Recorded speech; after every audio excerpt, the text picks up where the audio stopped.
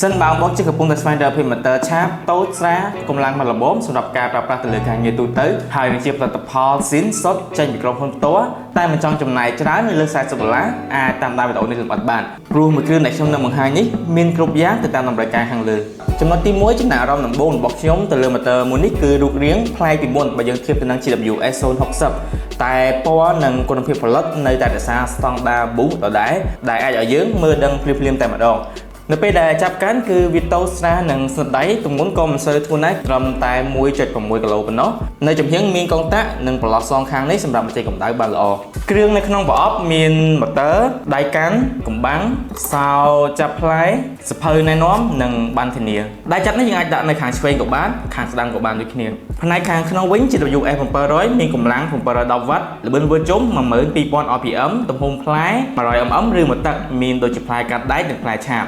សម្រាប់ទំហំផ្លែមួយទឹកផ្សេងៗទៀតក៏មានដូចគ្នាដូចជាផ្លែកាត់បេតុងផ្លែចាប់ផេតផ្លែប៉ូលីផ្សេងៗតាមវត្តគឺយើងអាចដាក់ត្រូវជាមួយនឹង motor មួយនេះប៉ុន្តែដោយសារតែប្រភេទនេះខ្នាតតូចបើសិនបើបងធ្វើការប្រើប្រាស់មុខងារច្រើនអាចជ្រើសរើសប្រភេទដែលមានកម្លាំងខ្លាំងជាងនេះបន្តិចនិងមានកន្លែងដែលអាចស្រែកល្បឿនបានដូចជាកូដ GWS 900-100S នេះដែលយើងអាចតម្លាក់ល្បឿនសម្រាប់ការងារខាត់ប៉ូលីផ្សេងៗបានឬមួយទៀតដែលអ្នកទាំងអស់គ្នាត្រូវដឹងមានផ្លែមួយចំនួនដែលយើងមិនត្រូវប្រើជាមួយនឹង motor ឆាបកាន់ដៃនេះទេដូចជាផ្លែជ្រៀកឈើជាដើមដែលវាអាចបង្កជាគ្រោះថ្នាក់ផ្សេងៗ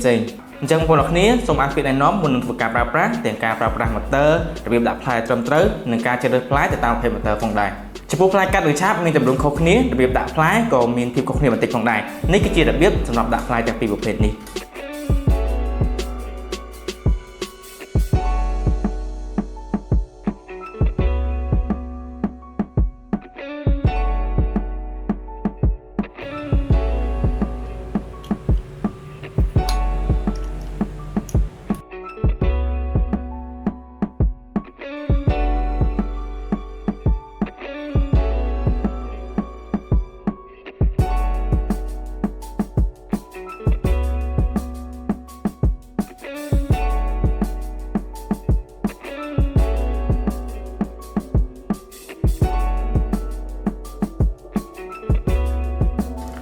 សម្រាប់បន្តមកដល់គុណសម្បត្តិរបស់ motor ឆាប GWS 700 មួយគ្រឿងនេះ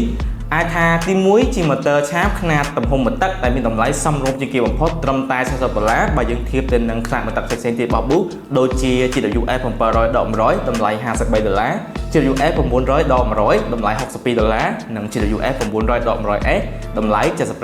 ចំណុចទី2 motor មួយនេះគឺមានរូបរាងតូចស្រាលដែលទម្ងន់បើយើងធៀបទៅគឺស្រាលជាងខ្នាតធំបន្តិចនិងមានកម្លាំងល្មមសម្រាប់ការប្រើប្រាស់ទៅលើការងារទូទៅហើយបន្ទាប់មកគ្រឿងនេះគឺជាផលិតផល Boost Original ដែលមានការធានារហូតដល់ទៅ1ឆ្នាំទៅលើដុំភ្លើងនិងខ្នើយតែក៏មានចំណុចខ្វះខាតផងដែរទី1 motor មួយនេះគឺអត់មាន speed control កុងតាក់ដែលយើងអាចស្រែល្បឿនយឺតលឿនបានចំណុចទី2 motor មួយនេះគឺមិនមែនផលិតឡើងសម្រាប់ទៅលើការប្រើប្រាស់តែត្រូវការកម្លាំងខ្លាំងការងារធ្ងន់ៗនិងប្រើប្រាស់ច្រើនម៉ោងទេទាំងអស់នេះជាព័ត៌មានផ្សេងៗរបស់ motor ឆាប GWS 700មួយគ្រឿងនេះសម្រាប់តែជនដែលតាមដានវីដេអូមកដល់នៅទីនេះយល់យ៉ាងណាដែរចំពោះ motor មួយគ្រឿងនេះតើតម្លៃ$40ស័ក្តិសមក្នុងការចំណាយយកទៅប្រើប្រាស់ដែរទេកុំភ្លេច comment មតិយោបល់នៅខាងក្រោមវីដេអូនេះអរគុណជម្រាបលាខ្ញុំបាទចន្ទ្រាជួបគ្នាក្នុងវីដេអូក្រោយ